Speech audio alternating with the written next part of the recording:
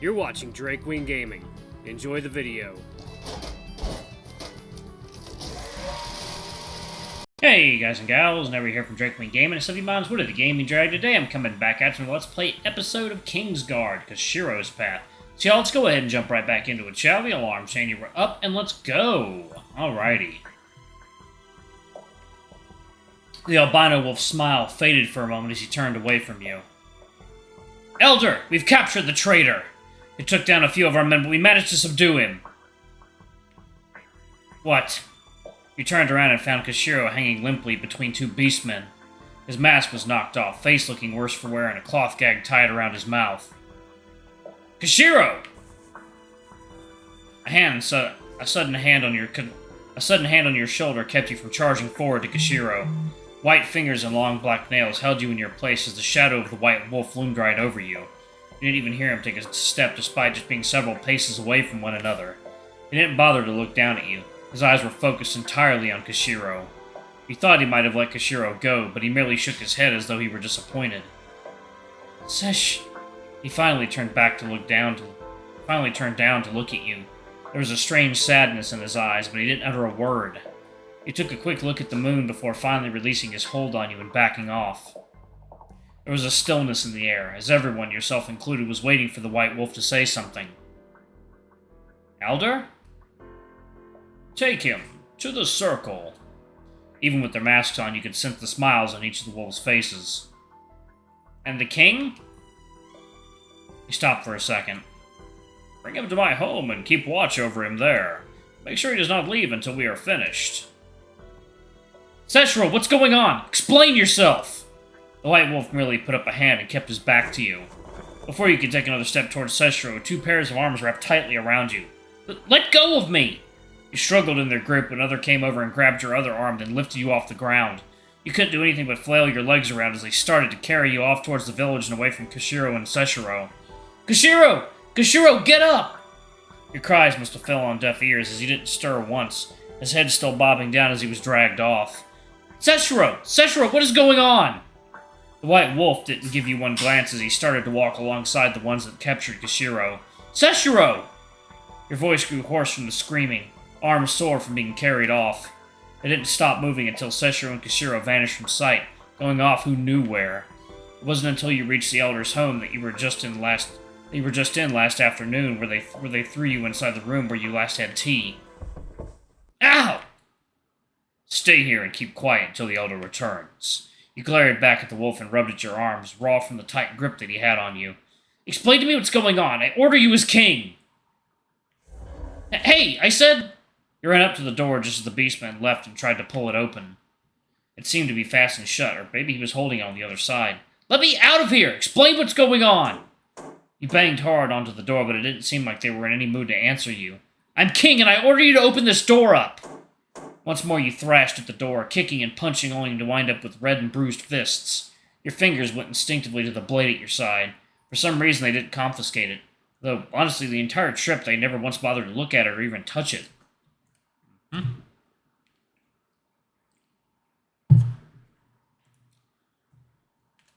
Perhaps they thought that in your hands it was useless, and they would be right about that.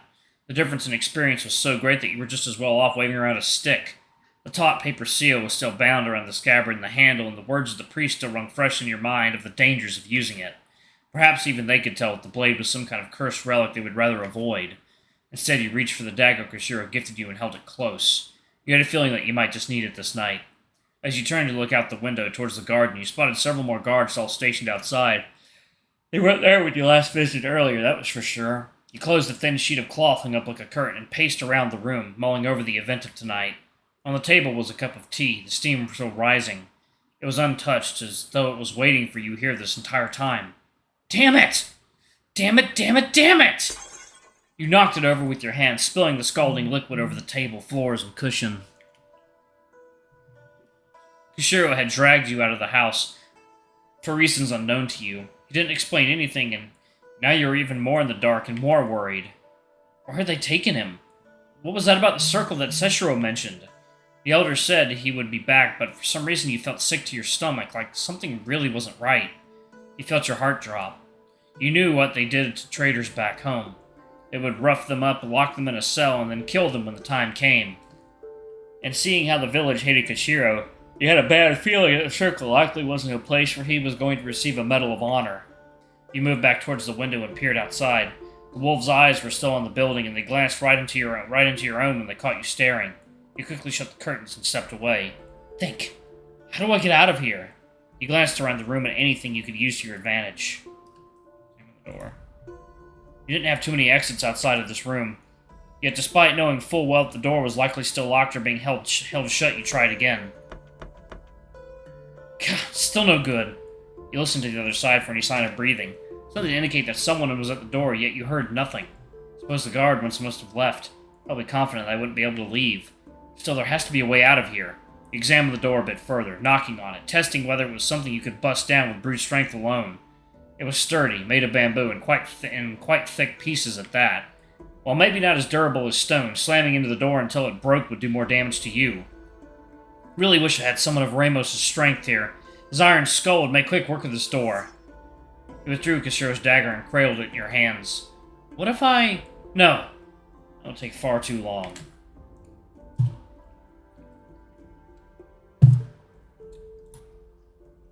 The blade was no axe and would likely snap in two if you used it carelessly. I'll have to find another way out. Examine the window. You crept back over towards the window, gently brushed aside the curtain, and peeked outside. Gently brushed aside the curtain and peeked outside. The garden wasn't very large. Well, maybe not nearly as large as your own back home. There was no enclosure of any kind, so once you cleared it, you'd be free. But there was still the issue of those prowling the grounds. Some of them were hidden, others clearly stood watch right in the middle of the garden, but all of them had at least one eye trained on the home. You let go of the curtain and head out of view before one nearly spotted you. Even Father never had as many guys keeping watch over me. Suppose I've finally been degraded from distinguished guest to prisoner. Sneaking past them would be nigh impossible. They were hunters, predators of the night. Their eyes could pick up the slightest movement, noses picking up the most subtle of scents, and you could drop even thinking about outpacing them. It'd be a miracle if you could make it halfway before being spotted and brought back to your cell. Maybe if there was some way I could cause a distraction. Examine the lantern. Yes, set everything on fucking fire. There was a faint charred smell in the air that gave you memories of reading books by the fireplace during cold, wintry nights back home. Placed in all four corners of the room were lanterns, not unlike the ones you saw floating down the river a few nights ago. The canvas was decorated with plants, butterflies, flowers, and various other things of nature. As you peered inside, you found a candle. Its dim light gave you the slightest bit of hope in the dreary room.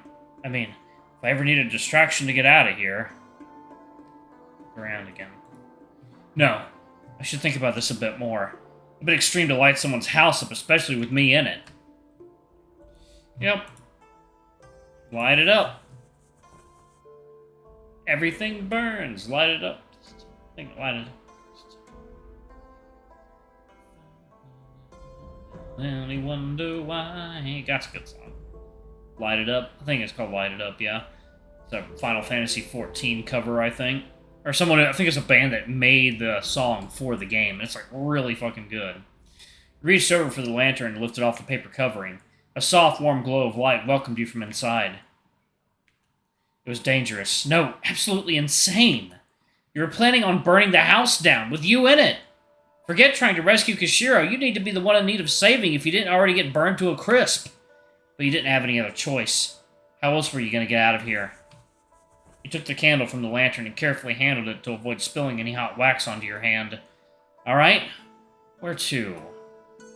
Nearly everywhere in the room looked burnable, but you had to make sure you had a way to escape. Burning the house down meant that you needed to take advantage of the ensuing chaos and leave at a moment's notice. The beastmen could hunt you down easily, and you didn't want to spend too much time trying to escape them to get to Koshiro. The curtains? No. They would notice it too soon. The floors are out of the question. They'll burn up way too fast and end up burning me.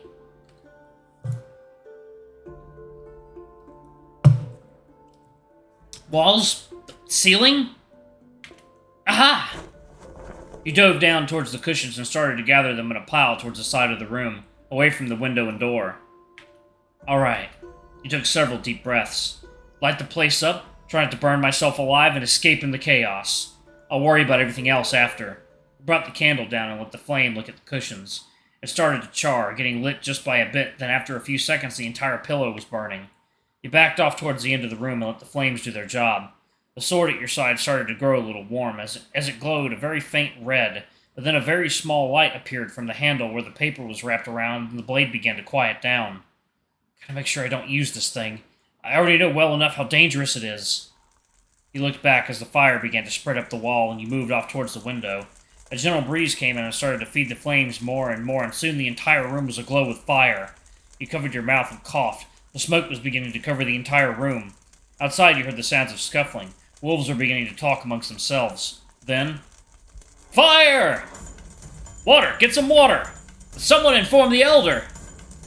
The flames devoured the room faster than you anticipated. Just as you were about to leave through the window, the flames devoured the curtains blocking off one of your exits. The intense heat caused the sweat that dripped from your brow to evaporate instantly. Your eyes and lungs burned and your nose was stuffed with smoke and ash. I have to get out of here! There wasn't much time before you were burning with the room, the sword at your side pulsating red before the paper calmed it down. You couldn't stay here any longer. Even if you were caught, you had to get out. You struggled to your feet and made some distance before bolting for the window. You rolled to a rough and abrupt stop on the ground. Thankfully, there was no glass to obstruct your escape, but pieces of your hair, skin, and clothes were heavily singed from jumping through the curtain of flames. You took in a deep breath of fresh air and started to pat down any embers. You almost missed the sound of soft footsteps coming your way while checking yourself, but managed to quickly hide behind some bushes before they arrived. What the hell is going on here? It's a fire! The Elder's home just suddenly lit up in flames! What? How? We have no idea! Well then, what are you waiting for? Hurry up and put the flames out! Are you dense? We can't put out a fire that large! The human is still inside! What? He's still inside? Are you sure? He was locked in the room, kept under watch to make sure he couldn't escape. Was he not your charge? Go in and get him! Can you not see the entire place on fire? That would be suicide! If the Elder finds out the human burned to death in there, you'll be dead either way.